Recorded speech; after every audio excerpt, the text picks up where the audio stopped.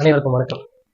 இதை நம்ம என்ன பார்க்க போறோம்னா, ஆசிரியர் தரும் மகிழ்ச்சியான பாதுகாப்பு, அரசு தரப்பில் தருகின்ற அதிர்ச்சியான ஆபத்து, இது எங்க நடக்குது அப்படின்றத நம்ம இந்த காணொலியில் நம்ம வந்து பார்க்க போறோம். அதுக்கு முன்னாடி இந்த காணொலியை நீங்க வந்து பார்த்துட்டு தீதும் நன்றும் பிறர் தரவாராயனும் நன்மொழியே நம் பொன்மொழியா.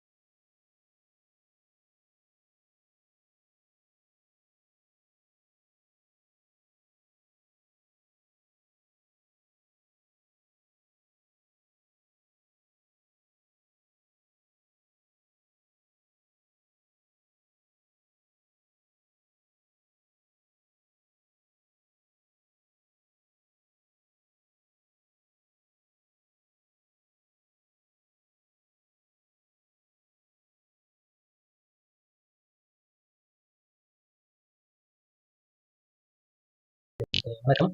இப்போ எங்க இந்த மாதிரி ஒரு பள்ளி இருக்கு, அந்த பள்ளிக்கு இப்போ என்ன நிலைமையில இருக்கு அப்படின்றத நம்ம பார்க்குறோம்னா, அந்த பள்ளி இருக்கிறது வந்து கிருஷ்ணகிரி மாவட்டம் பர்கூர் ஒன்றியத்துக்கு உட்பட்ட உப்பநோய் ஊராட்சியில் குண்டியாலத்தம் அரசு துவக்கப்பள்ளி தான் அந்த பள்ளி. அந்த பள்ளியில் பார்த்துட்டிங்கன்னா கிட்டத்தட்ட ஒரு 70 மாணவர்கள் வந்து படிச்சுட்டு வராங்க.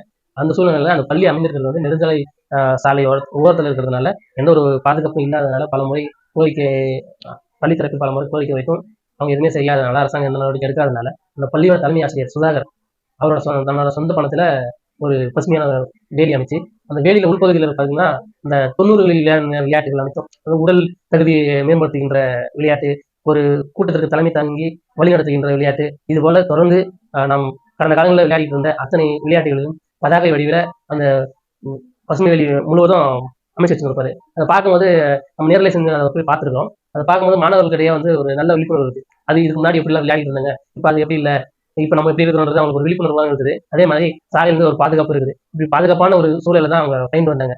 ஆனால் இப்போ அந்த மாதிரி இருக்குதா அப்படின்னா இப்போ அந்த மாதிரி இல்லை. என்ன பண்ணி வச்சிருக்காங்க அப்படின்றத இந்த காணொலியை பார்த்துட்டு வாங்க.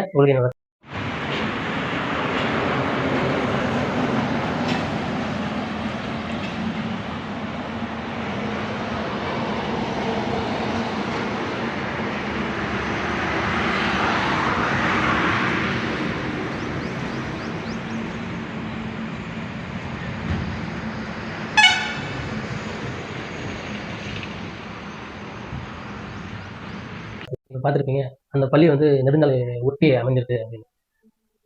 ஆனால் வந்து அது நெடுஞ்சாலை ஒட்டி வந்து பள்ளி அமையல, பள்ளியோட ஓரத்தில் தான் நெடுஞ்சாலை வந்திருக்கு. இதுக்கெல்லாம் காரணம் என்னன்னா, மத்திய அரசு கொண்டு வந்து நில கையகப்படுத்துகின்ற சட்டம். இது எப்படின்னா, நெடுஞ்சாலைத்துறைக்கு அவங்க எந்த பகுதியில் நெடுஞ்சாலை போடணுமோ அப்படின்னு முடிவு பண்ணாலும் அந்த இடத்துல இருக்கிற நேரத்தில் எல்லாமே வந்து அவங்களா கையகப்படுத்திக்குவாங்க. நம்மகிட்ட எந்த ஒரு அனுமதியோ இல்லை நிலத்தின் உரிமையாளர் அனுமதி எதுவுமே வாங்க மாட்டாங்க. அவங்களுக்கு தேவையான நிலத்தை வந்து அவங்களே கையகப்படுத்திக்குவாங்க. அதை நம்ம வந்து யாரும் கேட்க முடியாது. சாமானியனால எந்த ஒரு கேள்வியும் அவங்க கிட்ட கேட்க முடியாது. ஏன்னா ஆட்சி அதிகாரம் அவர்கள் கையில் இருக்குது. அந்த ஆட்சி அதிகாரத்தை பயன்படுத்தி அந்த சட்டத்தை கொண்டு வந்துடுறாங்க. அந்த சட்டத்தை கொண்டு வந்ததுனால இந்த மாதிரி நிறைய புலவர் பெருமொழிகளும் சரி, சாதாரண குடிமகளும் சரி, இப்போ இது மாதிரி ஒவ்வொருத்தரா வந்து அதுக்கு வந்து பலியாகிட்டு இருக்காங்க. அந்த ஒரு சூழ்நிலையில தான் இந்த பள்ளி வந்து இப்போதைக்கு இருக்கு. இந்த பள்ளியில் என்னன்னா கிட்டத்தட்ட 70 மாணவர்கள் வந்து பள்ளி படிப்பை மேற்கொள்றாங்க. அந்த 70 மாணவர்களோட பாதுகாப்பு வந்து இப்போ உறுதி செய்யப்படுமானா இல்லை. ஏன்னா நம்ம ஏற்கனவே நிறைய வந்து ஒரு சாலை விபத்தில் ஒரு விபத்து நடக்கிறதா நம்ம பார்த்துக்கிறோம். ஏன்னா ஒரு விதமான விபத்துகள் வந்து நடக்கும்.